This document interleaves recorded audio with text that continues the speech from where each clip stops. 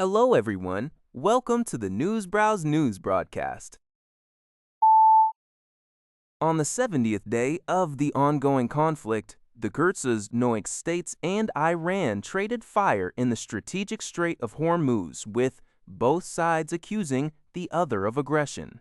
Iran claimed the U.S. breached a ceasefire by attacking two vessels and civilian areas on Qeshm Island, and its forces retaliated against U.S. military vessels. Conversely, U.S. Central Command CENTCOM reported intercepting unprovoked Iranian attacks with self-defense strikes.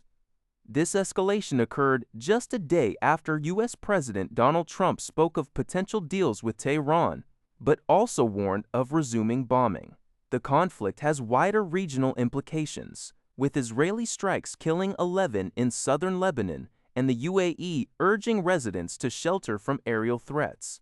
Globally, the UN warns of 1,500 stranded ships due to Iran's closure of the strait, contributing to a surge in oil prices. Al Jazeera reports on these developments. According to Al Jazeera, Russia and Ukraine have accused each other of breaching a short ceasefire declared by Moscow for Victory Day commemorations, marking the Soviet Union's defeat of Nazi Germany. Russia stated its forces downed 264 Ukrainian drones early Friday, with reports of attempted attacks on Moscow and in the Perm region. 13 airports in southern Russia also halted operations due to drone attacks, including one striking an administrative building in Rostov-on-Don, though no casualties were reported. Ukraine's President Volodymyr Zelensky dismissed the ceasefire as ineffective, reporting over 140 frontline attacks and more than 850 drone attacks by Russia overnight. Zelensky affirmed Ukraine would respond in kind and also claimed a strike on a Russian oil facility in Yaroslavl as retaliation. Both sides had proposed ceasefires previously, which the other side did not fully adopt. Southeast Asian leaders convened at the ASEAN summit to strategize a unified response to the repercussions of the war on Iran. The conflict has significantly impacted the region through escalating energy prices and threats to livelihoods, as highlighted by Philippine President Ferdinand Marcos Jr.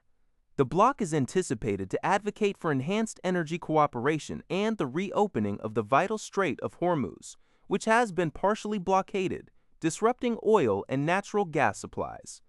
The Philippines is pushing for a voluntary energy sharing agreement and the development of an ASEAN power grid.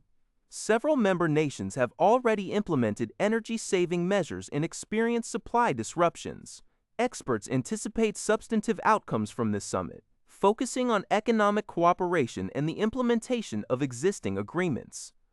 The joint statement is also expected to emphasize international law and freedom of navigation, reflecting concerns shared by members regarding territorial disputes in the South China Sea. Al Jazeera. Thai Sounds reports that North Korean state media announced leader Kim Jong-un's recent inspections of military production. On May 6th, Kim inspected the production of new 155mm large-caliber Howitzers, stating that these self-propelled artillery pieces, with a range exceeding 60 kilometers capable of covering Seoul, will be deployed to artillery units along the southern border this year. South Korean defense experts compare this new weapon to their own K-9 self-propelled howitzers. Additionally, on May 7th, Kim Jong-un boarded the new Choi Hyun-ho destroyer for its comprehensive maneuvering capability test in the Yellow Sea, expressing satisfaction and ordering its transfer to the Navy by mid-June. He also issued crucial directives for design changes to the third and fourth destroyers currently under construction, aiming to fundamentally update the military's strategic readiness and enhance war deterrence.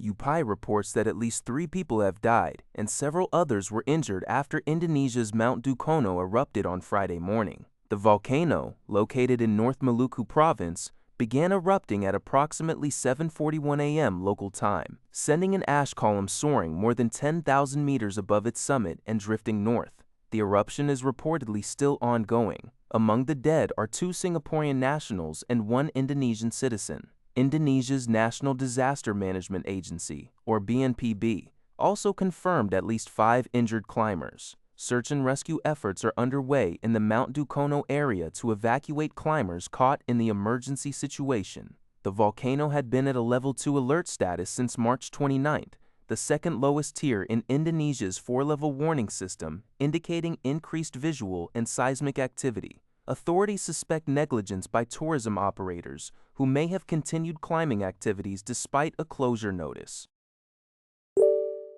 That's all for this video. Thank you for watching. See you in the next video.